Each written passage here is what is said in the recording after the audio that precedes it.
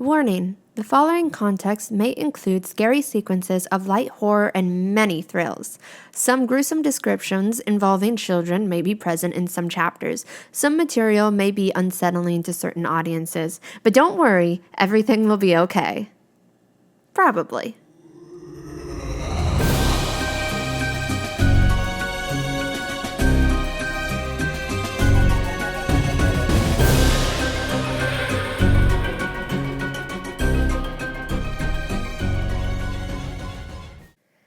Chapter 21.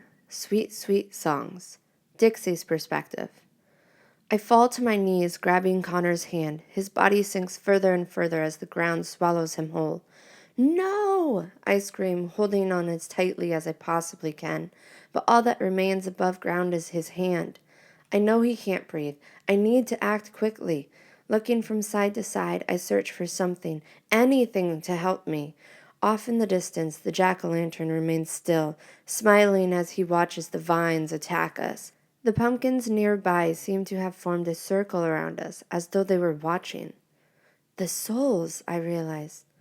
Help! Please help me save him, I say as the pumpkins and squash hesitate, but then come closer. Please, he's suffocating. The ground shudders as the pumpkins bury themselves into the dirt. I try to balance on my hands and knees as the dirt shifts and holes form from the pumpkins and squash. I haven't let go of Connor, but all I have now are his fingers. Suddenly, with a huge burst, Connor is lifted from the ground, riding on a bundle of pumpkins. It's quite the sight. Connor! I yell, grabbing onto him. He collapses to the ground, grasping for air. I'm so sorry, but we have to leave now, I say, yanking him from the ground best I can. Him and I take off for the trail. Somehow, he's managed to hold on to the black pumpkin this whole time. You can't leave, the jack-o'-lantern yells, running towards us with his arms spread out. I think we will, thank you, I holler back, finally reaching the trail. Just in case he can follow us, let's keep moving, Connor says, grabbing my hand, and we continue to run. At some point, I'm not sure when, we've transitioned from a run to a fast walk. We don't speak. Silence is the only way to express what we've been through in just one day. The sun is starting to set, giving us little time to decide where we'll set up camp. My clothes are absolutely filthy, and Connor's are even worse. With all the mud and dirt we've encountered, one might think we've been run over by a stampede. I realize that since the pumpkin patch, I've felt so empty, so lost. I sigh. It must be the pumpkin, and I guess I'm the chosen one. What's wrong? Connor asks, his head still hung low. I feel empty, I tell him. Like hungry? I laugh because he's not wrong about that. I mean, yes, but like emotionally. And lost. I feel lost too. His head lifts to look at me, and I can tell he still feels very locked in from the chest, which he is carrying. We stuck the black pumpkin in the backpack, and I'm carrying that. No words exit his mouth, just a smile and an understanding nod. Off in the distance, a voice, beautiful and high-pitched, like a choir by itself, sings into the sunset. What is that? I say, looking around. It's so pretty, Connor says. I think it's coming from over there. He points to the right as we hit a fork in the path. The trail allows for only 2 directions now. Looking down at the map, I see that our next destination is a lagoon. That looks right for the map, I tell Connor. I think we should go that way. Sounds good. I want to know what is making that noise. He seems to light up more. We walk for a few more minutes and then come upon a little lake. The water is blue, reflecting the moon as it rises. Swamp plants with stringy vines tangle around the shore. Fireflies and dragonflies buzz through the bushes. The stars are just beginning to appear in the dark sky, lending us a little more light. The beautiful song continues to fill the air. It sounds like it's coming from out in the water, Connor says. Is there a way to get out there? My eyebrows scrunch together. Why is he so eager to get to it? Wait, it hits me. Connor, I think it's a siren, I tell him, grabbing his arm and shaking it. He considers the idea. It's so pretty, though. He zones out to the sound. Connor! I stand in front of him, grabbing his face and yanking it towards me. Snap out of it! His eyes linger on the water. Dang it. Then I get an idea. Balancing on my tippy toes, I cover his ears. I see him come back to himself. I'm sorry, he says, blinking a few times. I don't know what happened. It's a siren. I try to say loud enough that he'd hear, even with my hands over his ears. This is going to be a difficult stop if I have to babysit him the whole time. Now I know how he's felt. I seem to be immune to the siren. Maybe it's a guy thing. I look around, deciding what to do.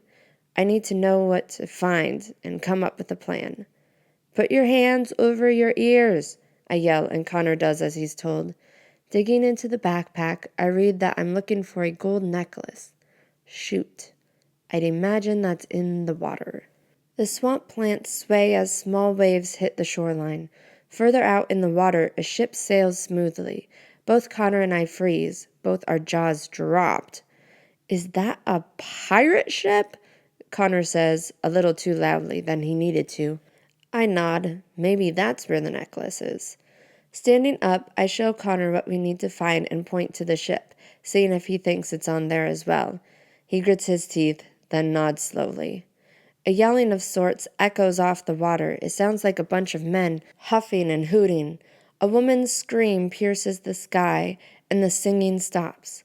Connor's face looks confused, and I can tell he only hears bits and pieces of that. I nudge his arm and gesture for him to put his hands down. What just happened? He asked.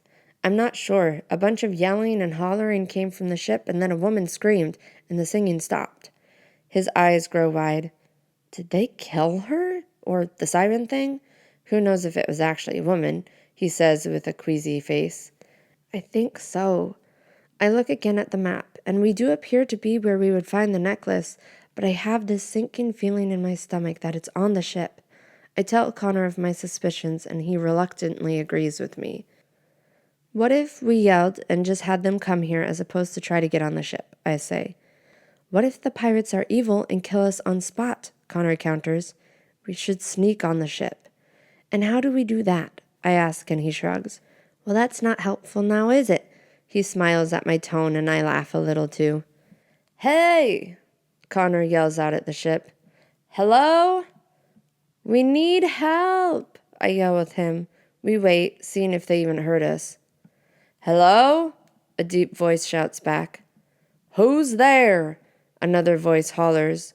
Connor and I look at each other, taking a deep breath before we enter the next crazy situation in this messed up maze.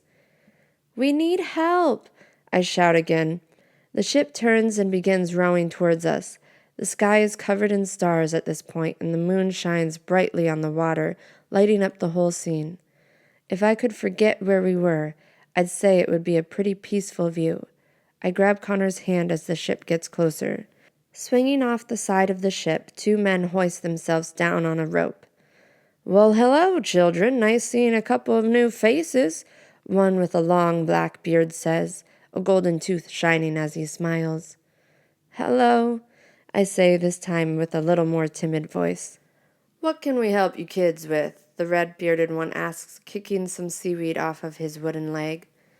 We're looking for something and wanted to know if you could help us, Connor tells them, and I'm shocked that he'd be so trusting of them. Maybe he's not. Maybe he actually doesn't care if we make it out anymore. Honestly, part of me feels like giving up too. Ah, Redbeard says. It ain't the golden necklace, is it? Connor and I freeze because this is the first time someone has been so straightforward with us. It is, Connor says hesitantly. Is that a problem? The two pirates exchange a look that causes my stomach to turn. Not to us, Blackbeard says, but it might be for you. Darn it, my first hunch that it was in the bottom of the lake is probably right. Are you able to help us? Connor asks them, taking the lead in the conversation. Well, Redbeard tilts his head. Do you get seasick? Both Connor and I shrug because we never grew up around any body of water large enough to know. Guess we'll find out, Blackbeard laughs. Come aboard our ship and we'll tell ye the tale. Connor squeezes my hand and I look up at him. Do you want to? He asks me in a hushed voice. My eyes water, either from fear or exhaustion, and I sigh. Yeah, it's probably our best bet. And with that, we walk to meet our destiny. I just hope I won't be walking the plank.